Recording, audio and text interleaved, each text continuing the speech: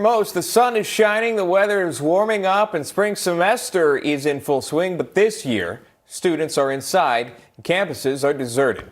When the coronavirus outbreak reached the U.S., hundreds of colleges and universities closed with unprecedented speed, forcing educators to move those classes online. So, how has the pandemic impacted students in higher education? Very big way. Joining us now to discuss this is Campus Reform's editor-in-chief, Cabot Phillips. Good morning, Cabot. A new poll here shows that 1 in 6 say that coronavirus has changed their plans to go to college full time now. Why do you think that is, Cabot?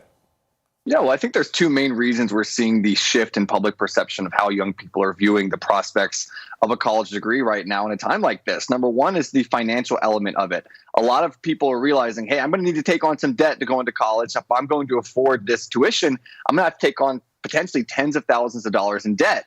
And at a time when unemployment rates are skyrocketing and when the economic prospects moving forward don't look so rosy anymore, maybe that's not the best decision for me. That's what a lot of college students are saying. They don't want to go into debt in this time of economic uncertainty. And the second element of it is safety.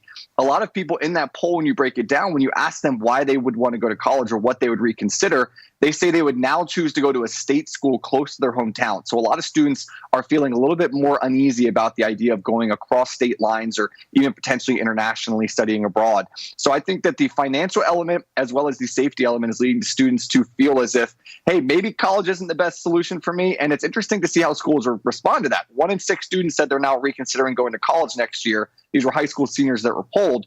If 1 in 6 college students don't show up to campus next year, universities are going to feel a financial hit because of that. They're not going to have as many students on campus. They might have to raise tuition costs to keep up with that lack of students coming onto campus. Yeah, that kind of brings me to my next question here, because there's a economic trickle effect of this. Like you were saying, if you're not paying these colleges, they're going to have to charge more. But who's going to want to pay more when you're getting less, especially if you're doing online classes, Cabot? How does this work? Well, I think universities are going to have to find new ways to attract students. And we've already seen some schools have to raise prices because of the fact that their revenue is down.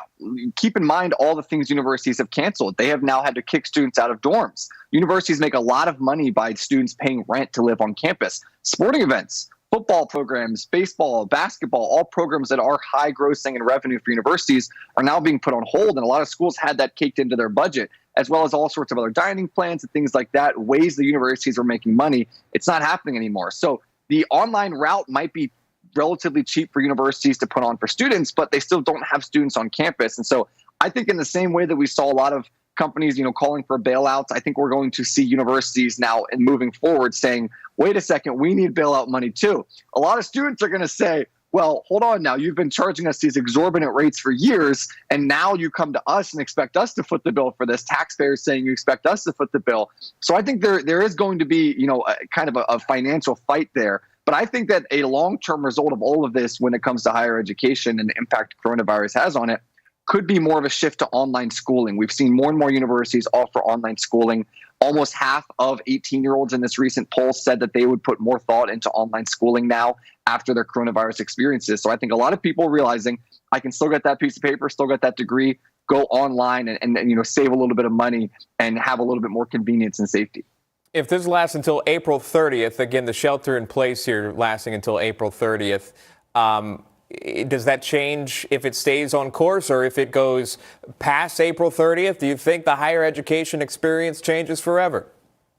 I think the longer it goes, the more likely it is to have long-lasting impacts. Obviously, there are clear benefits to the in-classroom experience. The on-campus experience is something that's important for people. But as we've reported at the Leadership Institute's Campus Reform, students are looking for ways to save money with higher education, and online platforms do offer that. We've seen more and more universities prioritize that. And if you look at polling data for young people, one of the number one things for them when it comes to a job or a school is time, flexibility, schedule, management. Those are all things that young people prioritize. Online schooling, as long as you have Wi-Fi, it gives you the chance to do that. And so I think that young people are increasingly going to go towards programs that prioritize and offer more online options. And I think this could be a catalyst for that, especially seeing how universities are able to quickly get it up. And a lot of students have come to me, and I've talked to hundreds of students just the past 2 months about all of this. And they've said, well, wait a second, what exactly have I been paying for all this time? The university is still able to have professors teach me. I'm still able to write my essays, get feedback, talk to other students. why have I been paying $30,000 a year in tuition when the school could have easily transitioned all of this online, or at least larger parts of it online? So I think that's going to be the difference maker moving forward. That's such a huge story there. Campus Reforms Editor-in-Chief Cabot Phillips. Cabot, good to see you. Thanks for joining us. Stay safe.